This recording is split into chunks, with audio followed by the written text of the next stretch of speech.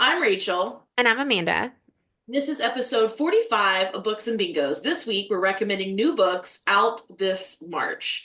Amanda, I can't believe we're already talking March, but in other ways, it seems like this year has already been forever. It has, like, it's funny because I was thinking today, January took for years to finish, but we're already halfway through February. Like, why is it like I feel like it's weird. Every year though, it's like January is so long and February kind of flies by some of the time. So, I feel like I'm always super busy in February.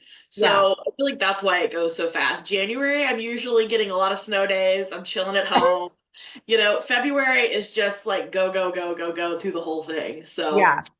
all right, Amanda, tell us about your first March release. Okay, well, I am excited because I have two middle grade recommendations, which usually I feel like I err on the side of YA and adults sometimes. But the first one I'm recommending is Bree Boyd is a Legend by Leah Johnson. So this is a follow-up to her fantastic middle grade debut, Ellie Engel. So now we get Bree's story, which is one of her friends. Bree Boyd has goals. Ones her father mostly has set for her, but they're also ones that she wants to achieve, like winning the school's spelling bee competition.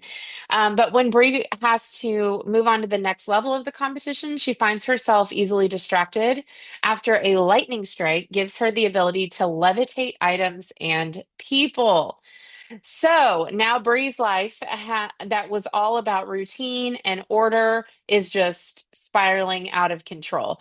I thought this was such a well done middle grade sequel. Now, I say sequel, but mostly you can read this as a standalone. You don't have to have read Ellie's story. There is some references to the powers that Ellie got in her first book. But Bree's story is totally on her own. I really liked the family dynamics that were discussed. Because a lot of times I feel like sometimes like the when they don't have one of their parents around, the other parent can make up for it, whereas this one, her dad is sorely lacking in that area and really has to be kind of woken up to the fact that his daughters still need him because there are three daughters. One of them is at college, but the other two are at home, Bree being one of them, and he is deciding to run for office. So he's gone all the time, but still has such high expectations for both girls, and including his daughter that's going to be a lawyer at school, but then ends up coming home and changing her mind on the kind of law she wants to do, and shows up with a fiance. So I feel like sometimes those like big twists in families can be maybe not always described in books or brought up in books, but like stuff like that happens all the time. Where I feel like expectations that we put on kids, whether they're from a good place or not, can create a lot of stress. And so the mental health awareness around this one was also really great to see. I can't. I actually really liked this one more than I liked the first one, which I really liked the first one. So this one actually had a lot of quotes that I couldn't stop underlining. So I'm going to give just like two. First one is, "Oh, Beyonce, please purify Brie with your legendariness." So obviously, like, I'm in the Beehive, so I very much appreciated the Beyonce reference. And then also, middle school is like a dumpster full of feral cats. And Rachel and I both work in the middle school world, and we can 100% relate to that quote. I just felt like this was so funny and had so many poignant moments. And this one is out on March 4th. The content warnings would be anxiety, classism, and abandonment. And the squares would be 2025 release, Black rep, BIPOC woman rep, and female author. For our yearly challenge, this would complete a book series as of right now. I'm sure there's going to be potentially a third and a fourth for the other friends in the group. But for right now, this would complete the series of Ellie and Bree. Yeah, school is like a dumpster fire, except we're in charge of chasing the feral cats around the dumpster. So, I mean, Right? Yes, yes. It's packaged. Relatable. Like, has she been a teacher at some point? Because she gets it. Right? No, she owns her own indie bookstore in Oh, yeah, it's like Loudmouth Books or something. And I love like I want to go to is it in Indianapolis. Indiana? Yeah, Yeah, okay. I I want knew to she was go. from Indiana, so that's Yeah, cool. super cool. I'll check it What's out. It's not that yours? I hate that for you. Like I want to go. I will, you're too close. My first pick is called Plant Attack: The Fascinating Ways Flora Defends Itself by Aaron Silver. This is a super fun, super colorful nonfiction picture book that explores several plants that have very interesting defenses. So, for instance, did you know that roses are the oldest known flower? That's a little tidbit they give you in this book. Or that orchids live well in your bathroom, or that bladderworts are the fastest carnivorous plant, or that pitcher plants have developed a deadly slip and slide style defense.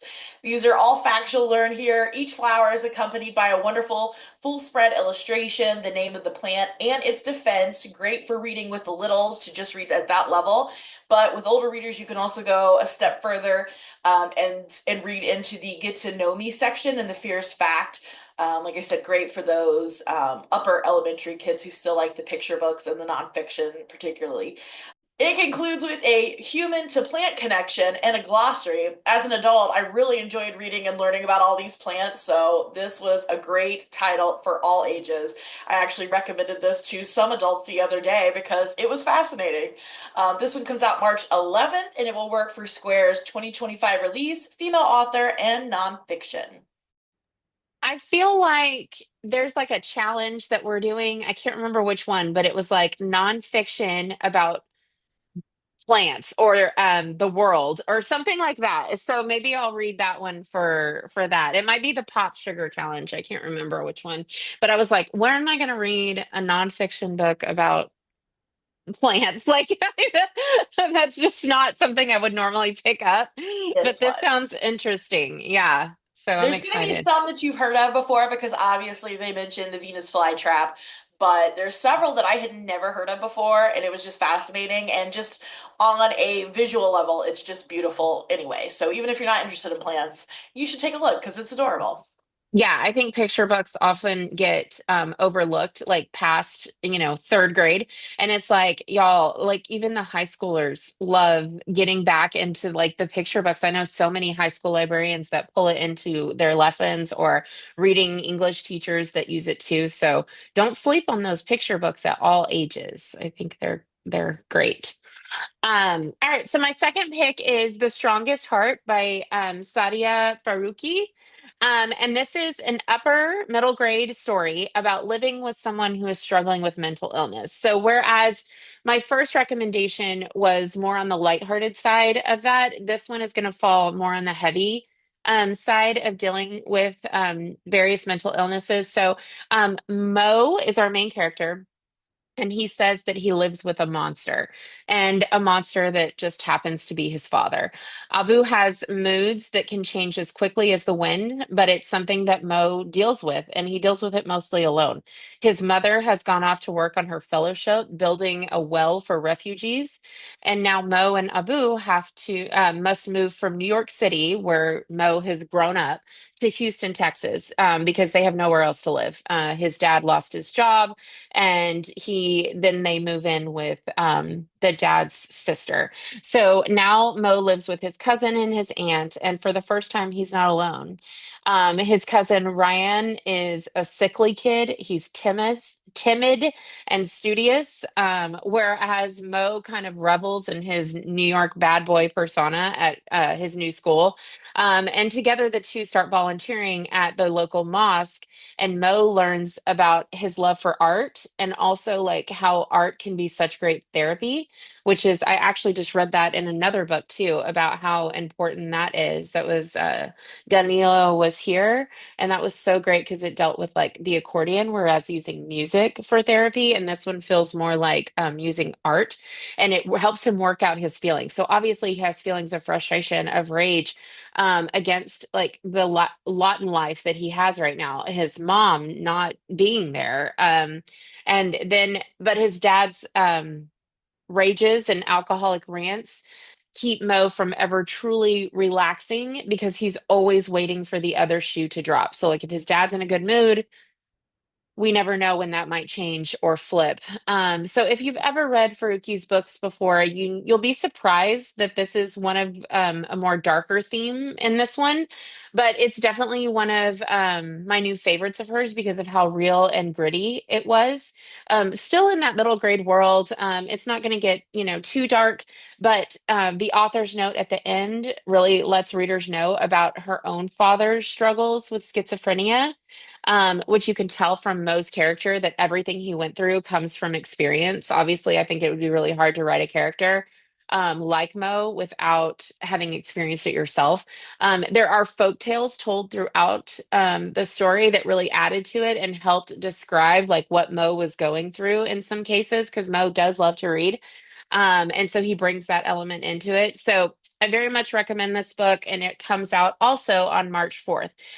Content warnings would be schizophrenia, bipolar disorder, depression, anger issues, alcohol abuse, alcoholism, violence, blood, gun violence, bullying, medical content, religious bigotry, and parental abandonment. The squares would be 2025 release, BIPOC women rep, and female author. And it doesn't really fit in any of our ones for the yearly challenge. Yeah, this sounds deep and dark. Necessary too, though. Like, I Yes, mean, yes.